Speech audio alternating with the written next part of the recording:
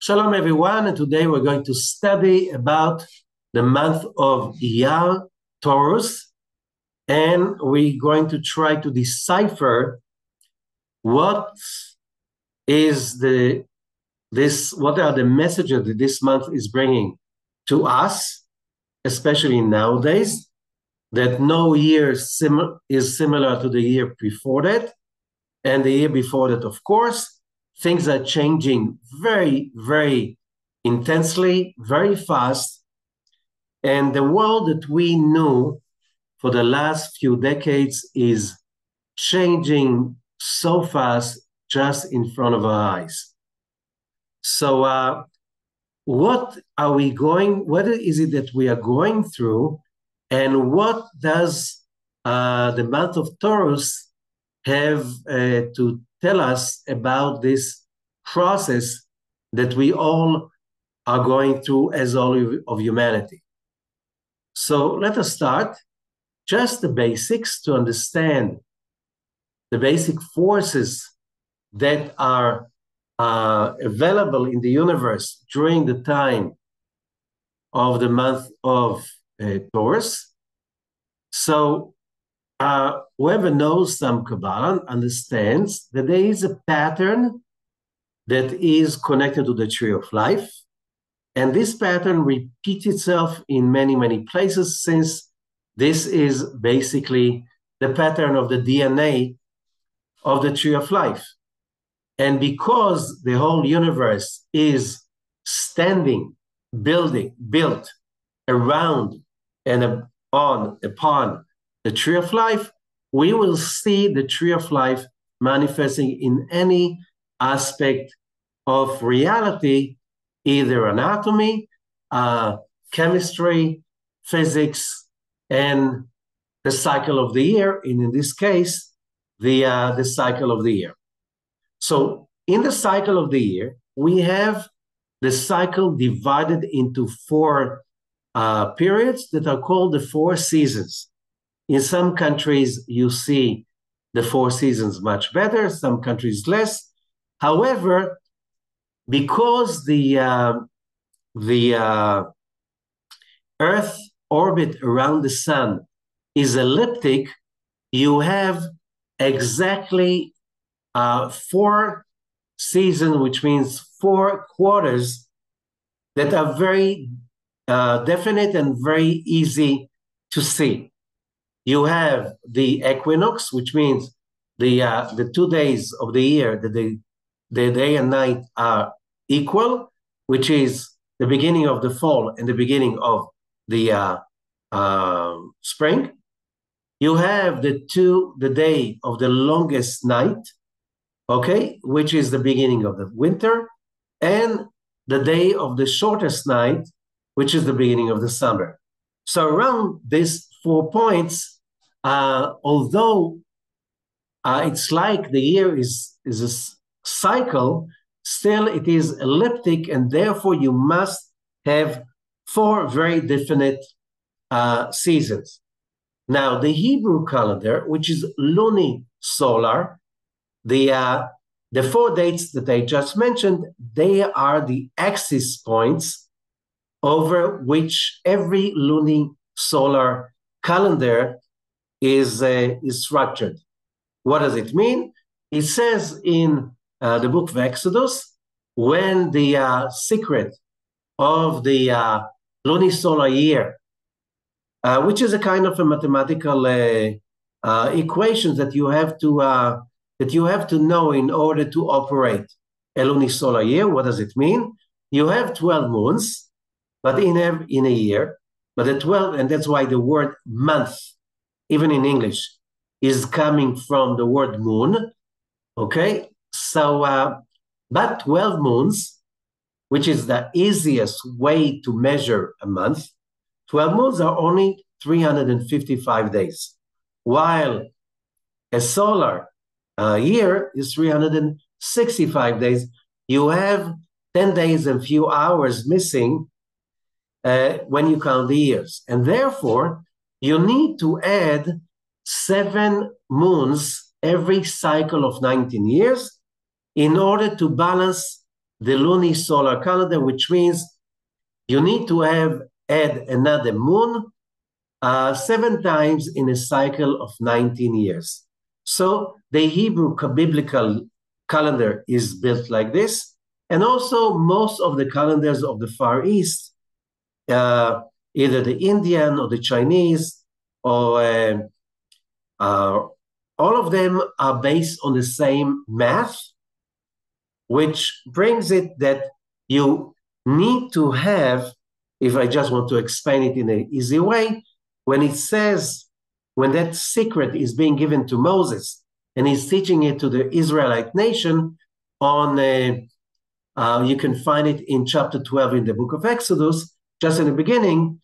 And there it says very clearly that Passover is the month of the spring. What does it mean?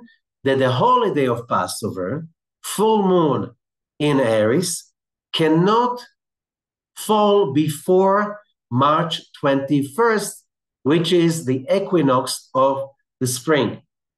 And therefore, as you remember, because you're missing 10 days and few hours every year, so then the moons are moving slowly backwards, and therefore, if it happens to be that Passover can fall before March 21st, then there's a new moon, there's an additional moon, twice Pisces, Adar 1 and Adar 2, and that happens 7 times in every cycle of 19 years. Okay, but so again, you have this axis of 4 days a year, that the cycle of the 12 moons, they revolve around this axis. So you play with that in order to keep the moons, the suns, the signs according to the moon. However, you have to keep up that somehow the spring always comes in the spring and not somewhere else. Like when you have a lunar calendar, you see that you have the Muslim calendar is lunar, then the Muslim holidays, they just simply float through the year, like moving backwards. So if the Ramadan was in the spring last year, this year it was in the end of the winter, and then it's the next few years it's going to be deeper and deeper into the winter, and then it's going to slide into the fall. So now that we understand that we have a play over here, and again, when is the sign is starting, and as we know, whoever knows exactly what's going on in astronomy knows that the moons or the zodiac signs, that the solar zodiac signs that have been marked by the ancient Mesopotamians or the ancient Egyptians, that happened about 4,000 years ago. Since then, the angle, because the Earth is not just going elliptically around the sun, but the Earth is also tilted to the side. So the axis of the circle of the Earth is pointing somewhere angled. And that is changing every few thousand years, which means the Northern Star 4,000 years ago was not the same star we call the Northern Star today. And that means that when we are talking about it right now, we are entering into the sign of Taurus, okay? The sun is not in the sign of Taurus right now. And for thousands of years already, the sun does not go through the same zodiac formulations in the heavens, constellations, star constellations, as it used to be in the same time. And therefore, if you just count about the astronomy today is totally different than astronomy of the ancient times. So can we really say that this is right now Taurus? And the answer is yes, because as we learned, God is telling Moses and Aaron in Egypt, the formulation of the zodiac signs is mine, and I'm giving it to you. And from that day on, the Israelite nation declares when is the beginning of a new sign, and the whole world goes back after that. And that's why you still have the only explanation, how come astrology is still somehow working, anyway, statistically, because you can't say that everybody Taurus is exactly the same. And also you have different rising signs, and so still there is a statistical thing in astrology. It's not exact science. You have to remember that, because there's so many pieces of information involved that it is not really like black and white. And that gives us free will. They had the free will to determine these are the influences and this is what we're going to do with it. And since we are the ones who determine the change of the signs, this is giving to us. That means that gives us humans the power to determine how the zodiac influences are going to affect our lives.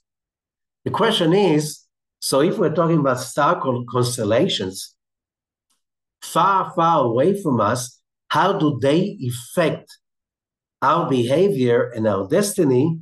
Says the Zohar, you have to remember that's not exactly the way it is.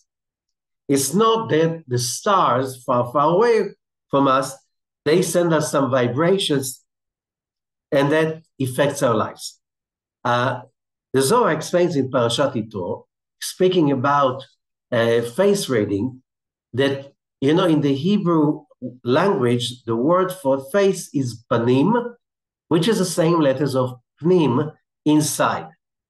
So when you want to know what's going on inside somebody's heart, you look at their face, because looking at the heart is not going to help you. You can see the heart, and anyway, the person is usually dressed up, and even if you see him naked or the chest is naked, you can see the heart, you see only the chest. And there's a skin layer and muscles, and then the rib cage, and so on. You can't see the heart. However, if you want to know what's in a person's heart, you look at his face. And the face projects what's happening in the heart and in the mind of the person. And then the Zohar says something very peculiar, very important. You want to know what is the mood of the universe. You want to know what is projected on humanity. You look at the face of the universe. And the face of the universe is Rakia, the sky. The sky above us, what we see is the face of the universe. You want to know how the universe feels, how does it feel right now, and how did it feel on the moment of your birth, then you look at the star formation. The star formation reflects what's happening right now and here. Who gave us this gift? The Creator. Now, since the star formation is not exactly fitting astrology as we know today, so it is still, when we look at the moon, it's a new moon, it's a new sign. So yes, if somebody was born yesterday, in the Hebrew calendar, he was born in the 28th day of Aries.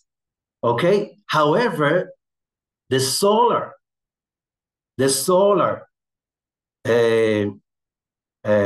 sign of Taurus started on March 21st. That was 2 weeks ago. Okay.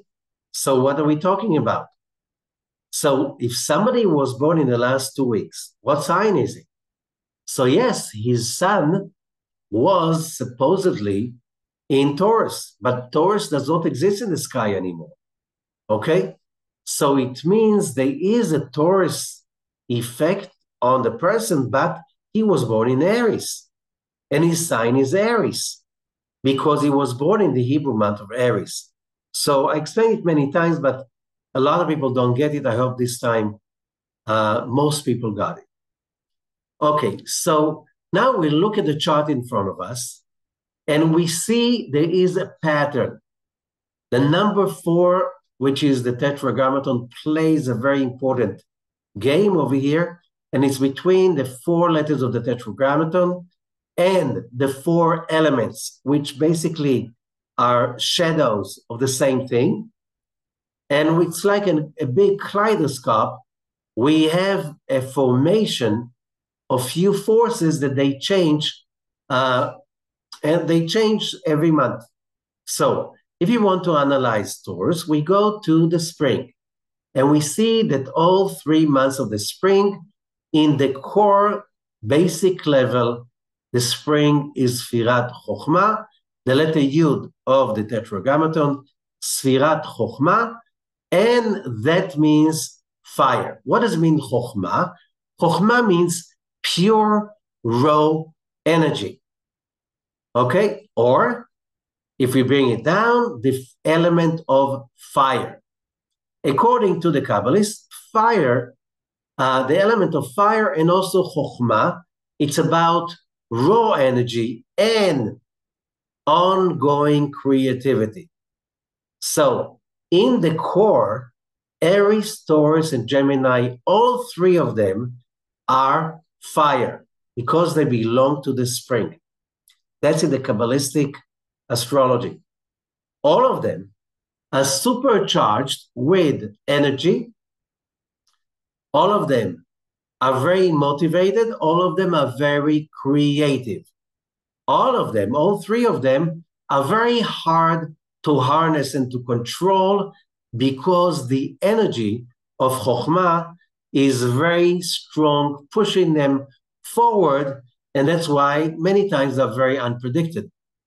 Okay, so because of so much power, and fire means also left column in the Kabbalistic terminology. And left column means selfishness. Very strong driven people, however, there is a very strong tendency towards selfishness. Okay, very strong motivation, but in the core, fire, fire consumes all the time. The moment fire stops taking, it dies.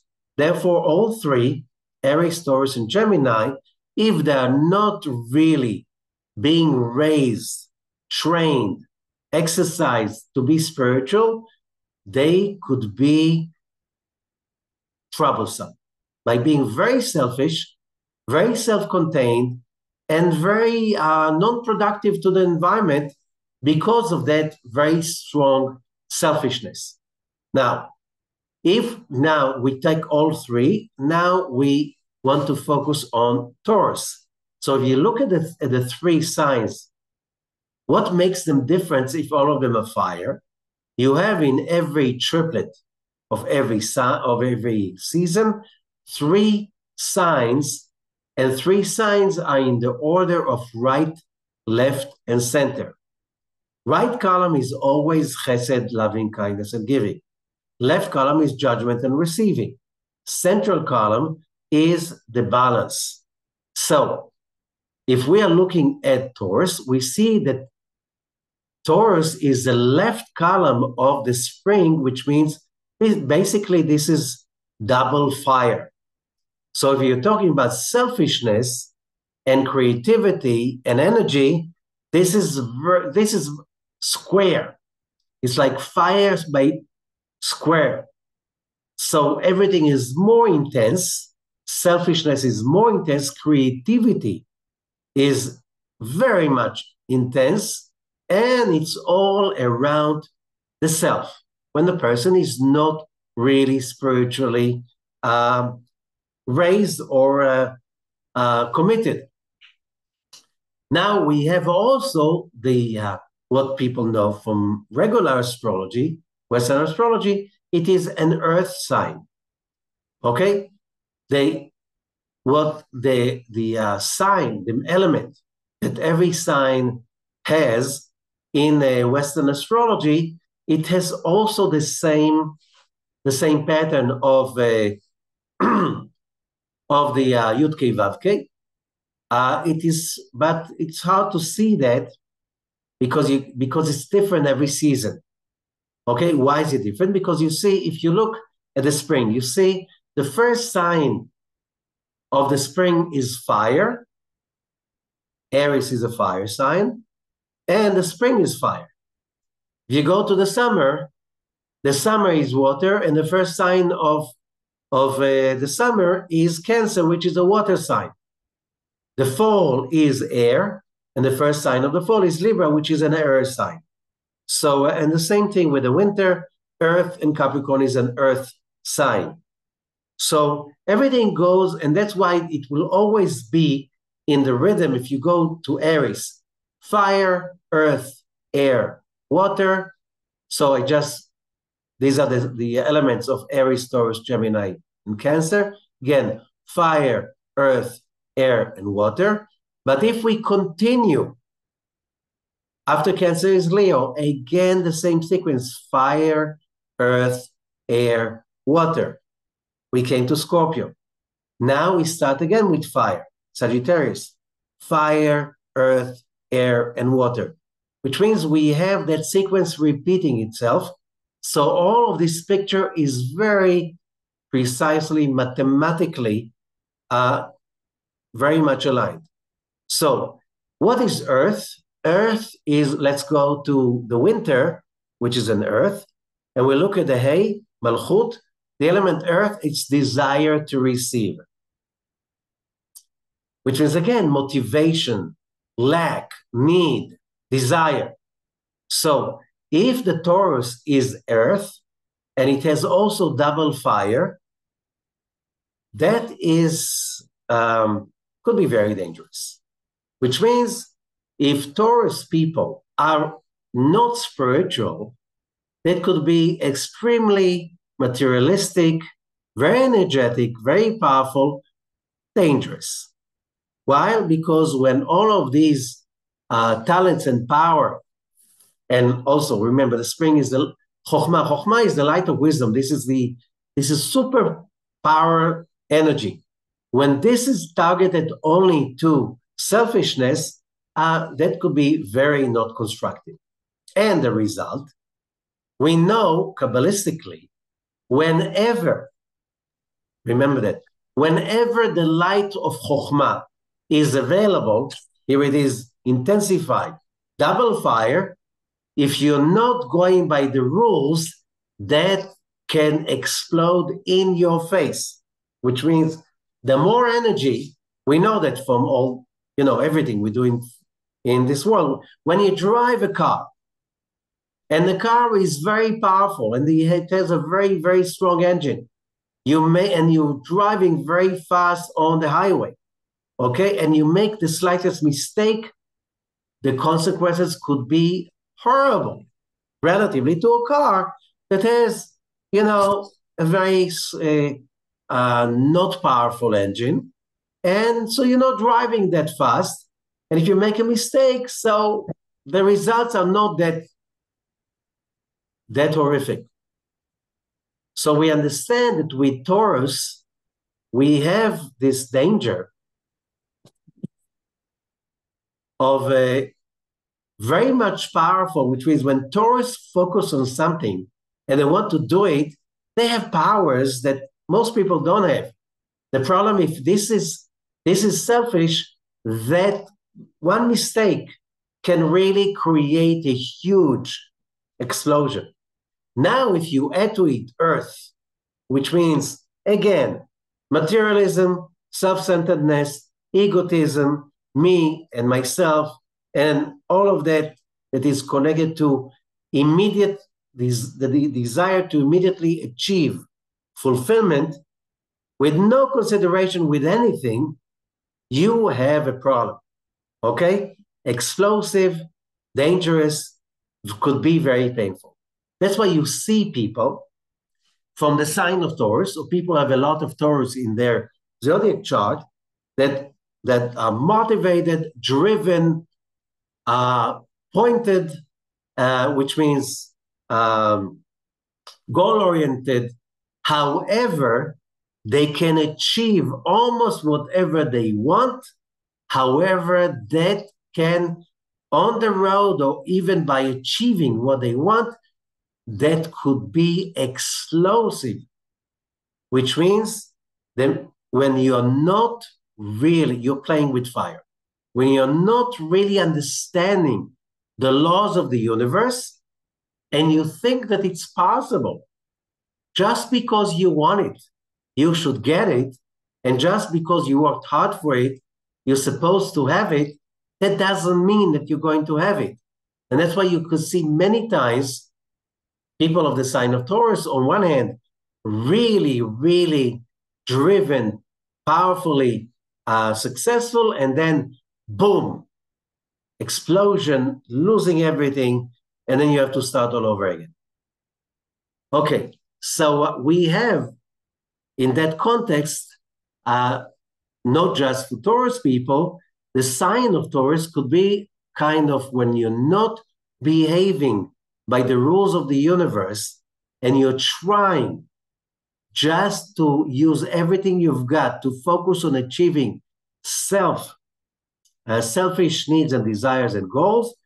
Don't be surprised that you're going to get some electrocuted, a shock of kind of coming back to reality in the sign of in the sign of Taurus. So let's continue. So what do we learn from that? Just about Taurus. I'm not going to go too much of it because if you can always open the page about Taurus in any site that is dealing with that. So Taurus are materialistic, driven, powerful, centered. They want something, they can focus on it, they will get it. Try to stop a Taurus on its mission. Dangerous, not very much recommended, because you'll be run over by a Taurus, and therefore also you can say a bull in a china shop. They don't really care about the little details and sensitivities of other people. They see the goal, they are goal-oriented, they focus on it, they're very stubborn about it, they go for it, and who cares about what's standing on the way? Why? Because you're so target-oriented, goal-oriented, and you're so powerful also, you can run over. And a lot of Taurus people, you have victims on the way. People who are much more sensitive to others and sensitive in general, they can be very much hurt living with Taurus or working with Taurus, with people of the Taurus side. So one tikkun we know about Taurus is on the way to your goal, make sure that the goal does not justify the means, which means sensitivity, look around, don't step on others, and that will cushion your high power energy, double fire and earth, very high power energy, being sensitive to others, sometimes slowing down, being more into giving and caring and sharing, which will get you out of focus. That seems to be that your logic will say it will cost me a lot because I can get things done only when I'm focusing on getting it done. No, when you come out of that focal point and think about not hurting people and also helping people on the way, and more than that even, thinking about how can you turn your great desire into service for others, that will save you from explosion. because the only power that can cushion that energy of fire, earth, is the energy that is called chesed. Chesed means loving, kindness, caring, doing something for others.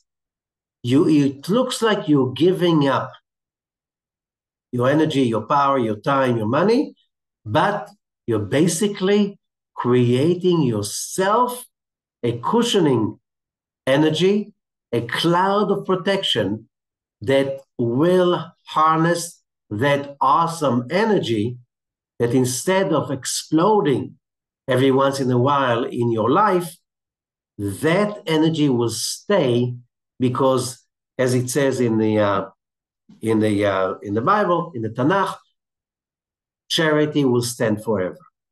Because so you think you're giving up, you're not giving up. You are gaining security, a cloud of protection, and more than that, you're building a real vessel that can contain the awesome power of Taurus. So this is a very important message for the tikkun of Taurus. Yes, you can focus on achievements, you can focus on materialistic achievements, you can be very successful. You don't want it to explode in your face. Do something for others. Make sure that everything you do will somehow be under a dome of protection that you generate chesed, kindness, love, service to others, that will save you from exploding once in a while and having this shock of, I thought I'm making it, and boom, you lost it. Okay, so let's move on about some other aspects of Taurus. Okay, according to the Book of Formation, this is an amazing book, very powerful. The first book really of Kabbalah that we study, we can study as a textbook. It is related in the tradition to Abraham the patriarch. And this book speaks about the structure of the universe. And among all the others, it speaks about the Hebrew letters as the building blocks of the universe. So when we are talking about the forces that are behind every sign, the Book of Formation, Sefer Yetzirah, is giving us 2 letters for every sign. For the planet Venus, that is the ruling planet over Taurus, we have the letter Pei, and for Taurus itself, we have the letter Vav, which means the inner spiritual DNA of Venus, the planet of love, is the letter Pei, the Hebrew letter Pei. And of Taurus is the Hebrew letter Vav.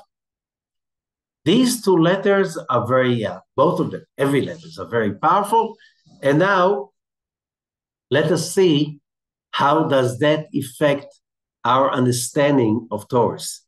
Before that, we have also every sign, according to the Tikkunei Zohar, every sign has also a tetragrammaton. We said the tetragrammaton is the original DNA of the universe. Different permutation of the tetragrammaton, we have 12 of them only. Mathematically, you can have only 12 permutations of the tetragrammaton. The one for Taurus, 12 to 12 signs of the zodiac, the one for Taurus is Yud, Hey, Hey, and Vav, which is very important to understand. It is also the tetragrammaton of the Mashiach, the tetragrammaton of the Messianic age. Why? Because if we look from right to left, the Yud is the energy source. The first Hey from the right is the vessel of the upper energy light, that like the energy, the storage of life, and then it gives it to the other letters, to the lower to the lower levels of reality, the physical levels of reality. So in the original Tetragrammaton, you have Yud, Hey, and then you have Vav, Hey. Why? The Vav brings the light from the upper to first Hey to the second Hey. So the Vav looks like a pipe because it brings the light in. But if the Hey goes up, the lower Hey, the vessel, and connects to the upper Hey, now it means that the tikkun process is complete. We don't need to receive our light from or through the Vav. We can receive it directly from the Hey. And that means that we have direct access to the sources of livelihood, the sources of energy, and the sources of wisdom, which means that we have very high voltage forces of energy of all kind, wisdom, sustenance, health, everything in the month of Taurus. And that this is what this sequence is saying. Also, the Tikkunei Zohar says there is a verse that is connected to it, which the initials of that verse are this sequence. And the verse is Italel mitalel haskel veyadoa. And that verse basically says getting wiser and getting more connected to the above. Okay?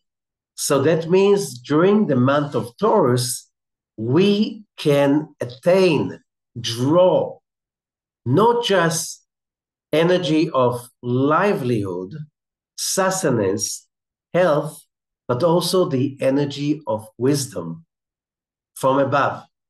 During this time, by studying, meditating, the universe is more available, which means it is easier to tap into the source of power for all of us. Okay? Now, controlling the month of Taurus, whoever knows about this most holy prayer, the Anna Bekoach, which is based on what is called the name of 42 letters. It has 7 lines. The 5th line, Chasin Kadosh Berov Tuvcha Na'el Adatecha, is ruling over Venus and over Taurus. The initials, Chet Kuf Bet Et Nun Ain, these are the initials. This is the sequence that by using that key, the Zohar is teaching us, through meditation, we can enter the windows of the window of Venus and then the windows of Taurus and Libra, because Venus is also a ruling planet over Libra. And then we can access to the code of good luck and good fortune flowing in this month. So it is very much powerful to meditate on the 5th line of the Ana Bekoach, especially every day during the month of Taurus, to draw that power, to enter that code window of Venus and Taurus, and tilting the energy towards our needs. Okay. Pei and Vav, we can get a lot of understanding what Pei and Vav stand for.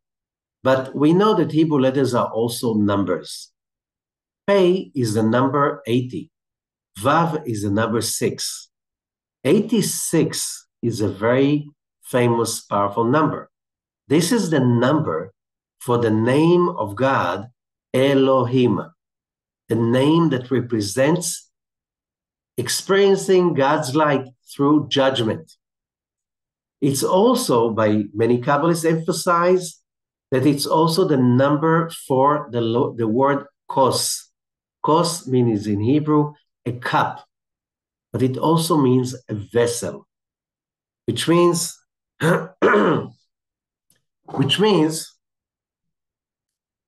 there's a very strong frequency of building vessels during this month.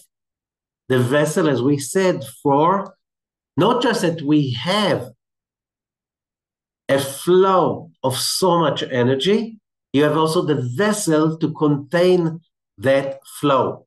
For instance, when we are using a cup of wine for Kiddush, the meditation is a cup, cost is 86, Peivav, this is the vessel for bringing in the light of Shabbat, holidays, Brit Milah, wedding, whatever, any powerful energy that is available in the universe. So we're talking about building a goblet, a vessel to contain God's bliss that is very much available in plenty during the month of Taurus.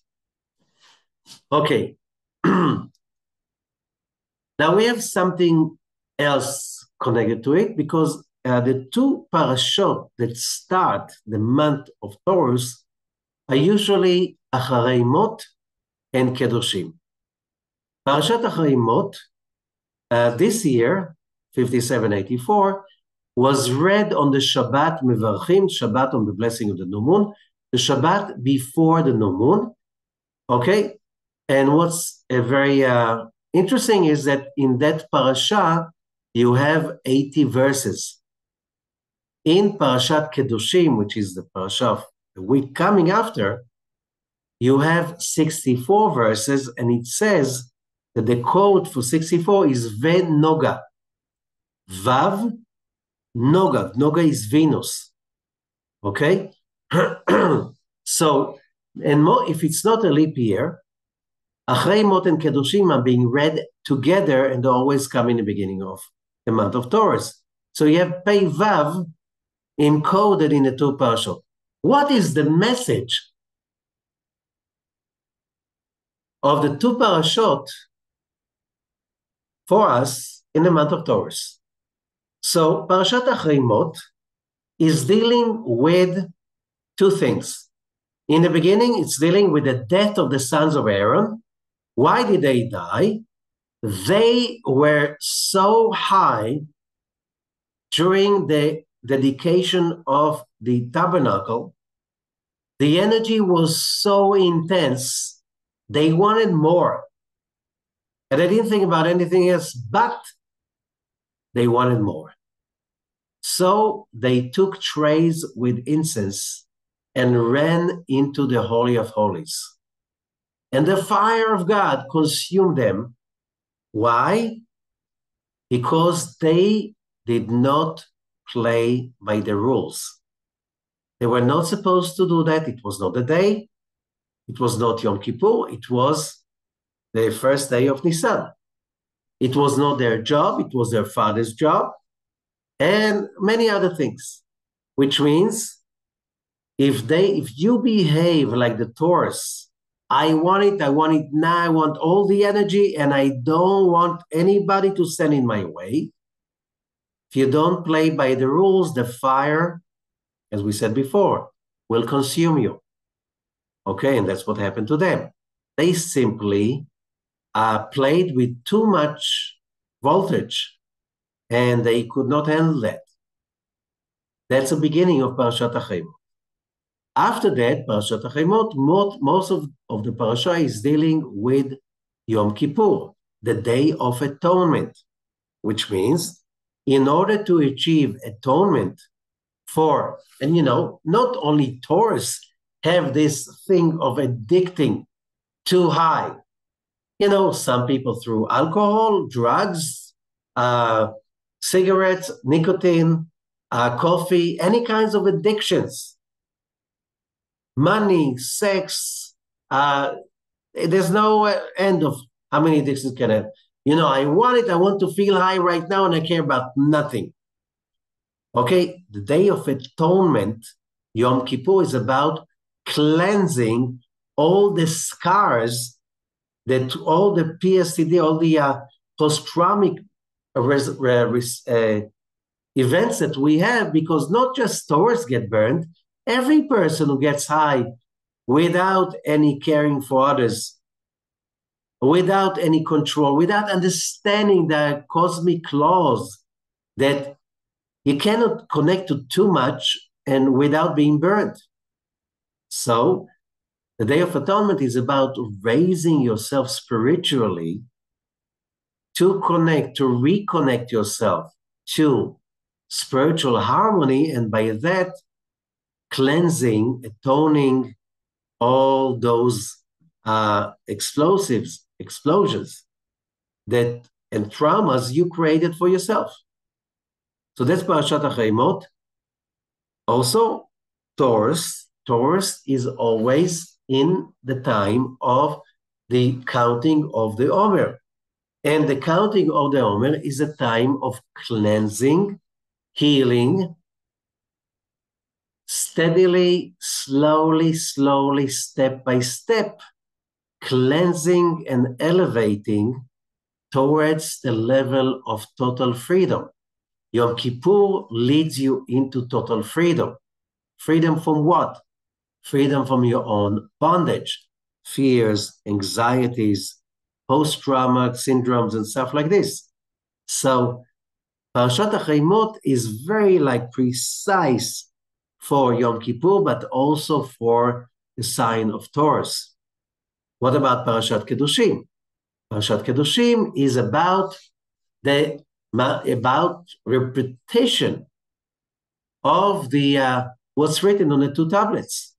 It's all about the rules of achieving spiritual completion.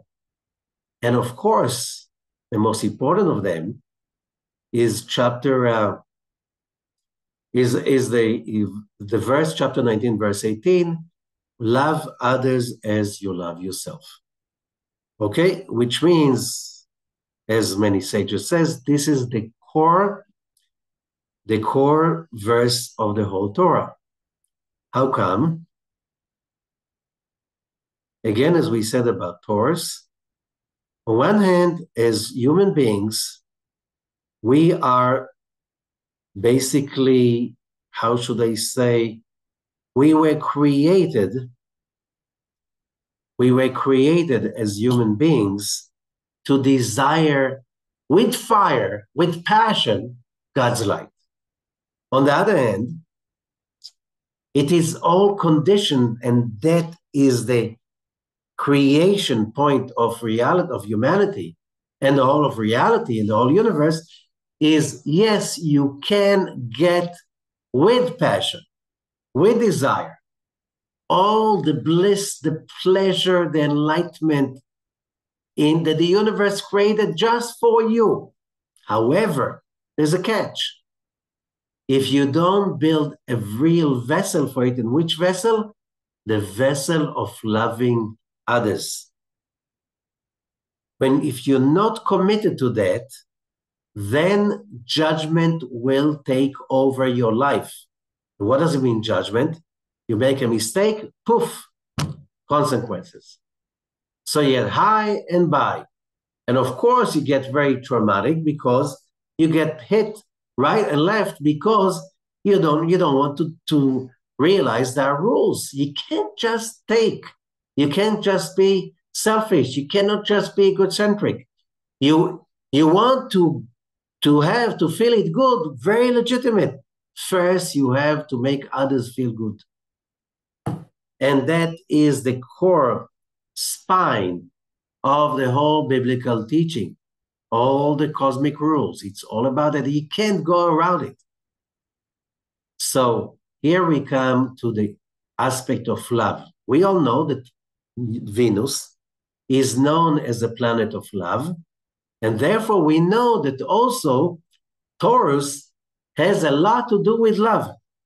What is the problem? That for many, many, many centuries, people mixed up between love and passion,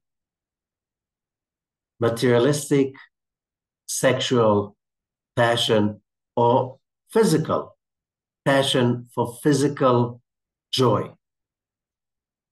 That is the catch, and that's a problem for Taurus and during the time of Taurus. And right now, this is also a very important lesson for all of humanity. What does that mean? Okay. We are part of the most materialistic era in the history of humanity. Never in history, we humans have been so rich.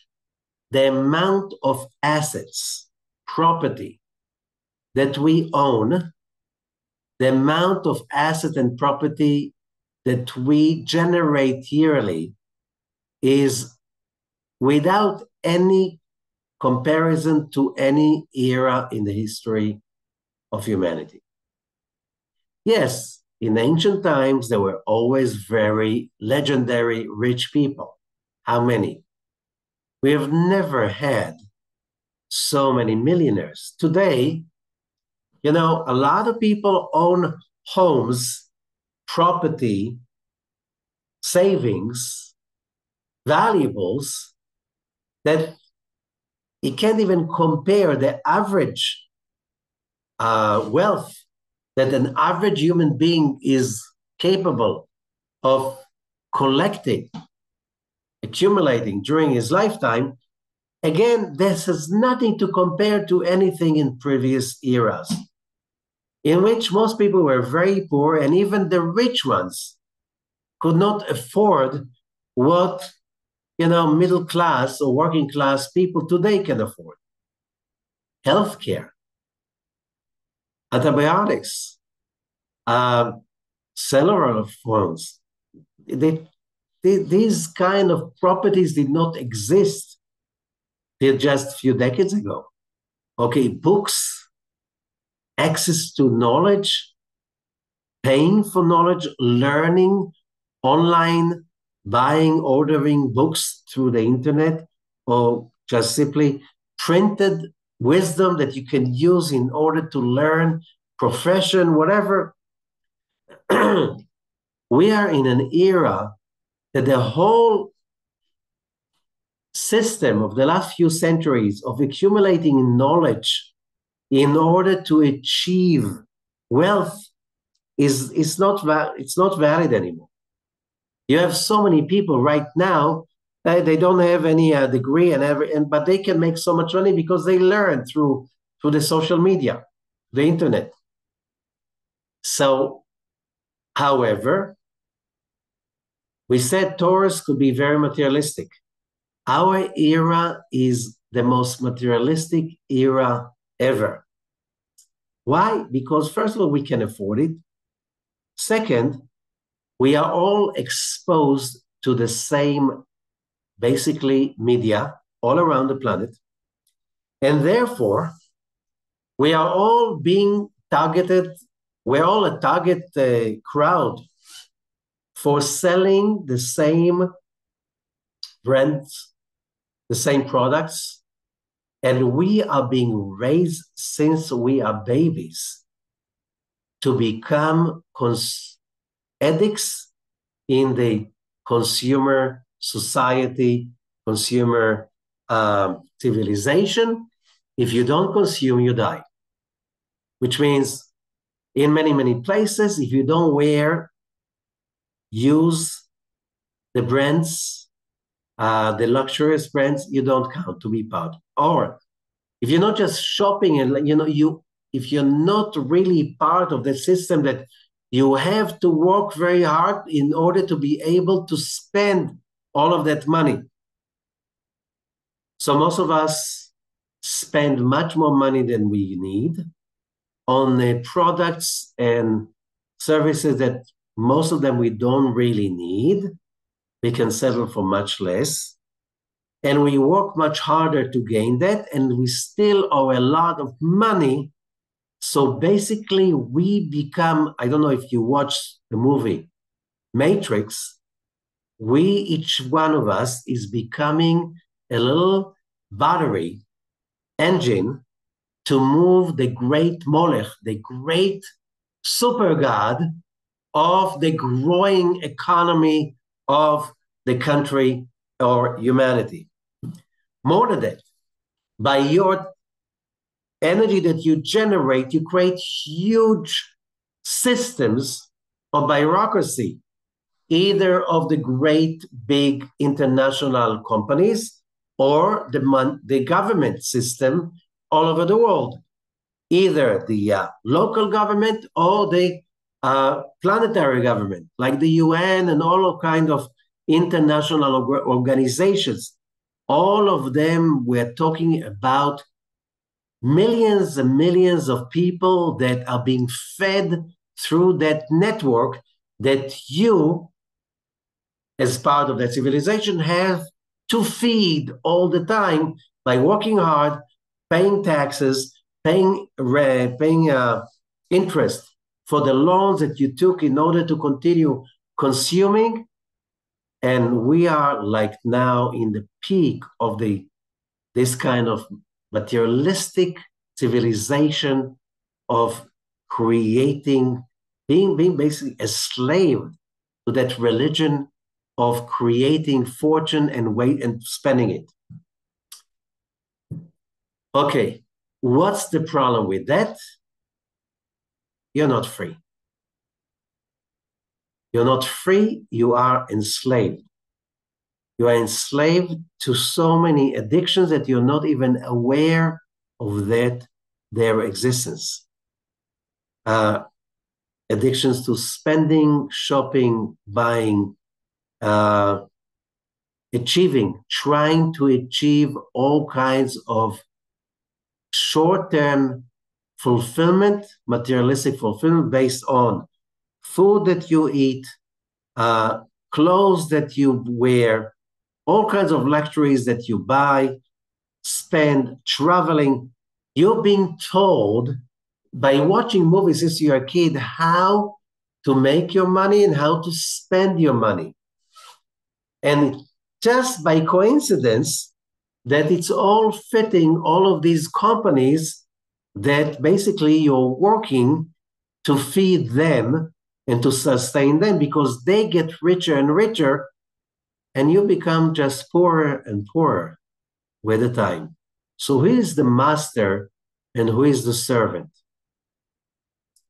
Okay? As long as you are the servant, as long as you're addicted to all kinds of physical needs, which is a very Taurian thing, okay, very much of Taurus, then you are not free. So what's so important about it? So we know that what the sages are teaching us, that wherever you have the disease, you have also the remedy.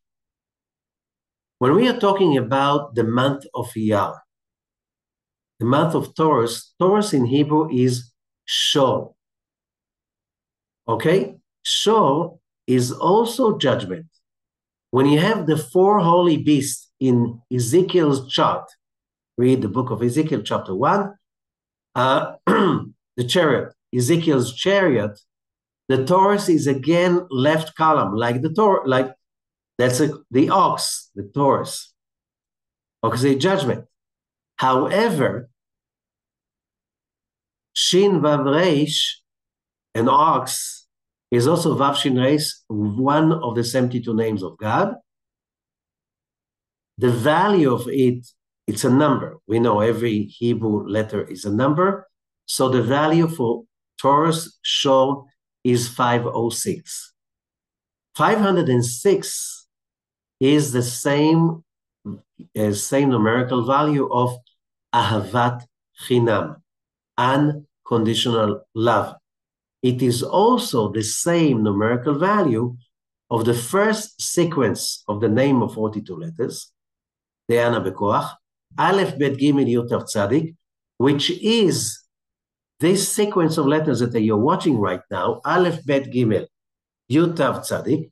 This sequence of letters has the ability, and also Vav Shin Reish, has the ability to lift us up into that frequency of unconditional love.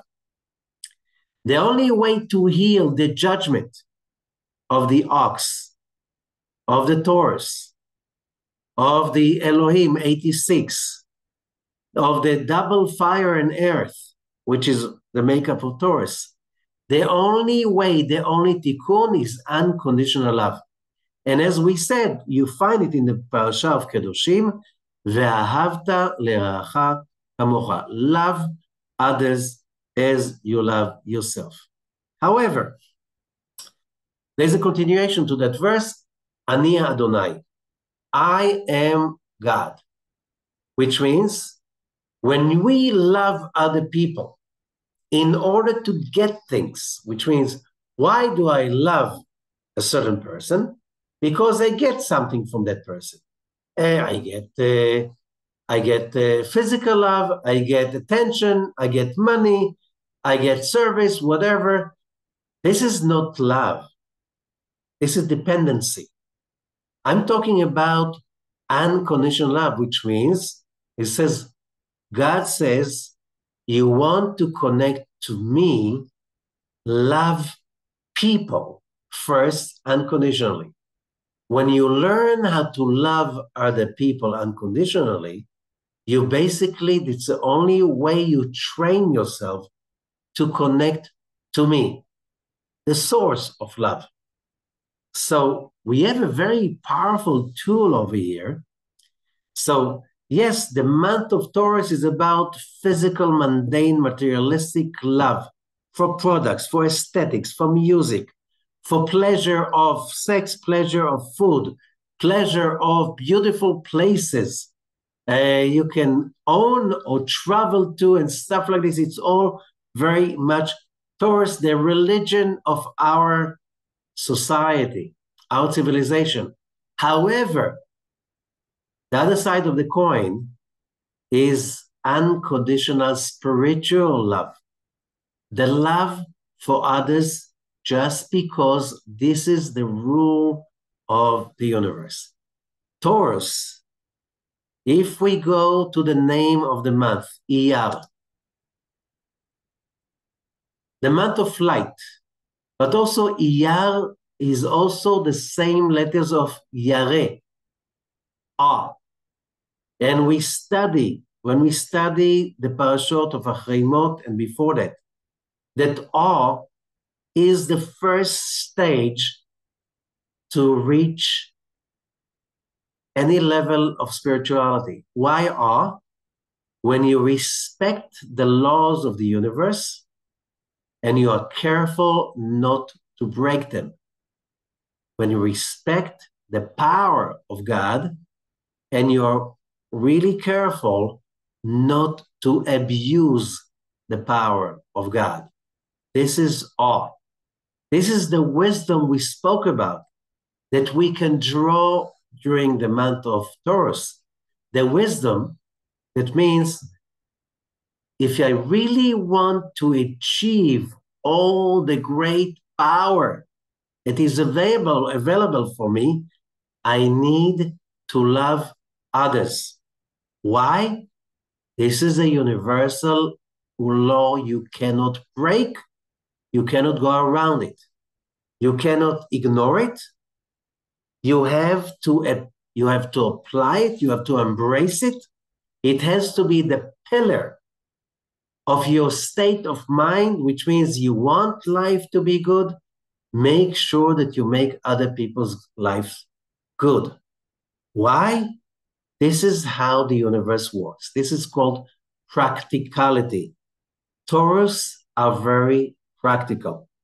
When you understand the laws of the universe and you respect them, you know you cannot play with them and abuse them.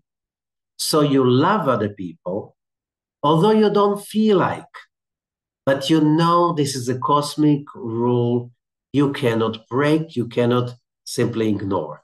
It's a main cosmic rule. But then comes another thing. The month of Iyar is also by the way, Iyar, the word Iyar is not mentioned in the 5 books of Moses even once, okay? Not even in the rest of the books of the Tanakh, but the month of Ziv is being mentioned in the book of Kings. Ziv is another word in Hebrew for shining light. Okay? We have also planet Venus, in Hebrew, Noga, Noga is shining light also. And we have on this month the day of the celebration of the completion of the Zohar by Rabbi Shimon Bar Yochai. On the 18th day of Iyar, this is the day of the departure of Rabbi Shimon, the day that is known as Lag BaOmer, the holy day of the Zohar. Zohar means splendor, light, again. So, in order to gain this high frequency, high voltage light that is available in the month of Taurus, you're allowed to be goal motivated. You're allowed to be passionate. You're allowed to be powerful. But you need awe, which means awareness to the laws of the universe and respect to those laws. Okay, let's see what does that mean. Rabbi Ashlag, the great Kabbalah teacher, the founder of the Kabbalah modern movement in the 20th century, explains it very simple and very clearly. He's asking the question, why is it that love others as you love yourself is the main pillar of all the rules of the Torah, of all what was given on Mount Sinai? And he explained it as follows. He says something very important. He says, the only way to give the Torah, which means not just the elevation to prophetic level of Mount Sinai, of the whole Israelite nation, a bunch of slaves that ran away from Egypt just 50 days earlier. But it's the law that was given, because when we, the Israelites, experienced that revelation, the Zohar says, God started to speak, I am the Lord your God, the first on the two tablets. The souls of the Israelites left their bodies and they had an amazing experience of unity with the universe, an out-of-body experience of a whole nation. And it says that the moment we were not in a physical body, we could see the words, as it says in the Torah. We saw the words. How could you see the words?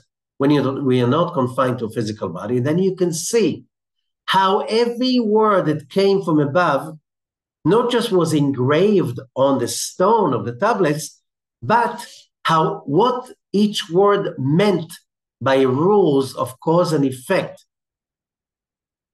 Which means what was given on Mount Sinai was not just a set of whims of a bored creator like some people think, he had nothing else to do, just give us all of these rules. No, these rules were very precise. These are cosmic rules, and if you obey them, respect them, and have awe of them, you can achieve greatness, you can achieve fulfillment, you can achieve redemption, you can achieve true, real freedom from any fear, even freedom from death. That was the promise of Mount Sinai. So Rabbi Ashlag is asking, so how is that connected to love others as you love yourself? And he says, very simple. The only way you can be free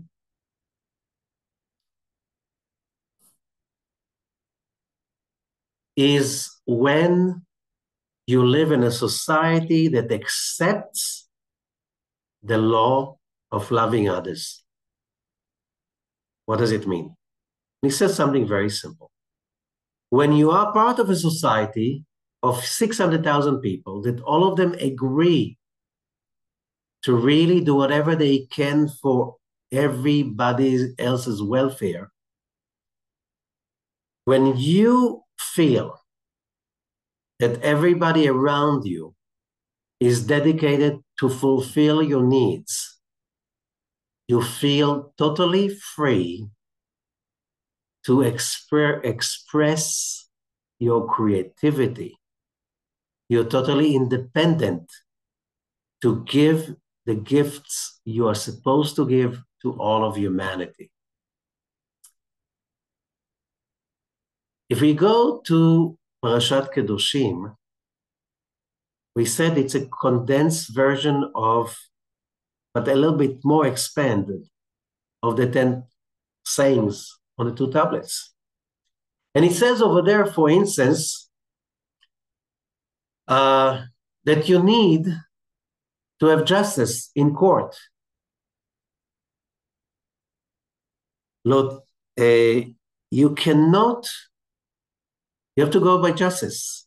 You cannot prefer the poor over the rich man just because he's poor. You cannot prefer the rich and the powerful just because he's rich and powerful. Why is that important? Humanity is going right now through a new wave of redefinition of who we are and how do we define society and define democracy.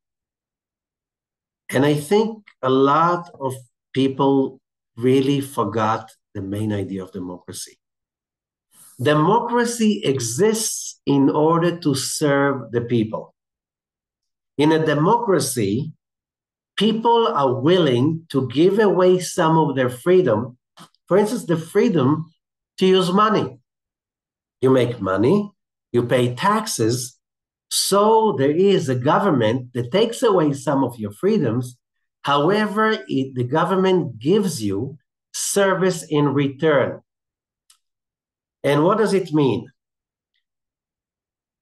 If you go to court and you can't expect justice, why? Because the person who sues you is a person who's poor.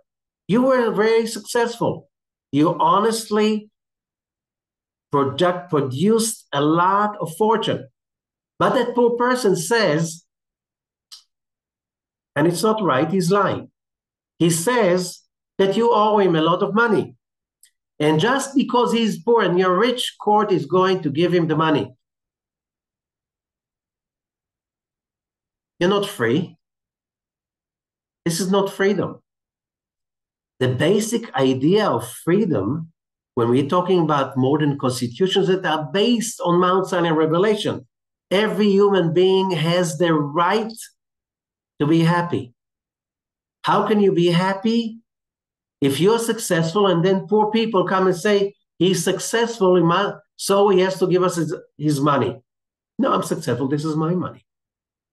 If I want to give you charity, I can give tithing, but I don't have to give you everything. No, society will take from you a very high taxes to pay for the people who don't want to work that hard as you are.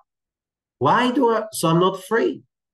I'm not free to produce value, fortune, assets, intellectual property, which worth is more than the real estate. I'm not free. The moment you don't feel that people serve you, and it doesn't matter, it could be somebody working for you, giving you service, but there's no one who's going to force the law of equality and justice. This is, by the way, the basics of society. Before Mount Sinai revelation, there was a previous covenant, the covenant of Noah and God. And Noah represented all of humanity. Mount Sinai revelation was only for the Israelites. But Noah was a covenant, the 7 Noahide laws, it meant for everybody.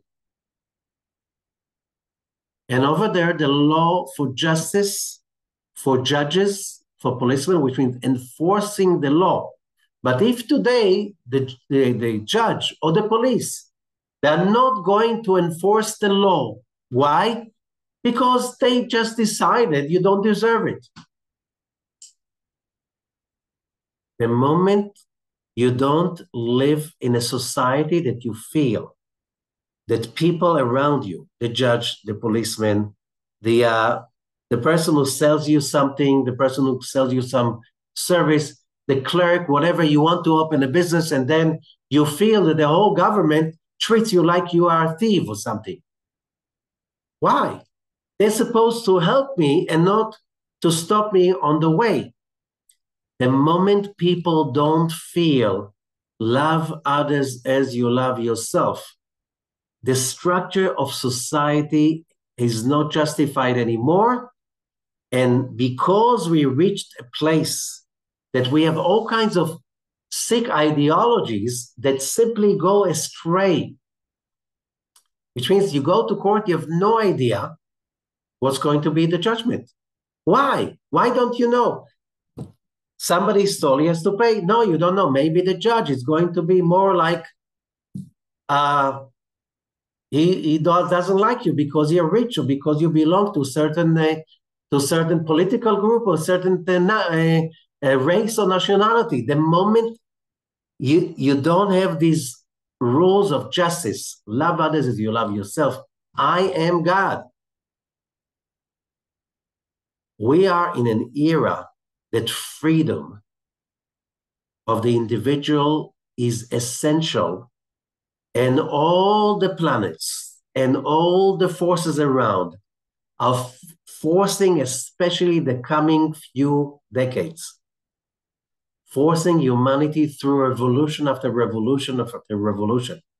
Some of them slow, some of them violent and abrupt, till humanity is going to find that without awe for the laws of the universe that are above, people are retrying to invent society and legality and justice again.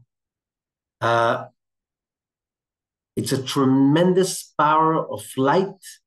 Without the awe of that light, you get burned, you get hurt, till finally you simply let go and you simply find that these rules are eternal, these rules are cosmic, and you just have to understand them better. Otherwise, you're going to pay dearly. So this is the basic tikkun of humanity right now, about unconditional love, real justice. You can't have people interpreting the law in such unjust way like today, and you can't have a society that is so unjust in its, in the division of power and who's holding the power, what he's doing with it. So that is going to change. Let's go back to Venus. So we know that Venus is a letter P. The letter P has two sides. One side, the Zohar said, it looks like a snake hiding its head. Who is the snake? The evil inclination. So if Venus is the planet of love, if it's love for physical pleasure, romance, money, beauty, and art, this is the snake. Your natal Venus speaks to the way you express your desires, your passions, what you value, and how you relate to and experience pleasure. It also influences how you socialize, relate to, and attract others. You can be basically an agent of the snake if you're addicted to all the physical, materialistic aspect of what we just said. But if you overcome the materialism and you obey the laws, the spiritual laws, you see that within the bet you have the letter, within the letter P, you have the letter Bet. The letter Bet is the first letter of the Torah. It symbolizes the connection between the heaven and the earth and the bridge between them. And that's total spirituality. That's the other side of Venus. If you don't connect to it, then you're part with the snake, and that is addictions, no freedom. So you have in the month of Iyar the issue of healing, Exodus 15:26. I am the Lord your God, Ani Adonai of Echa, initials Iyar. As we said, the power of healing. You have also the secret of manna, and the manna is sustenance. All the bliss is waiting. You just have to turn from one side to another. It's two sides of the same coin. Thank you so much and have an amazing, successful month of Taurus.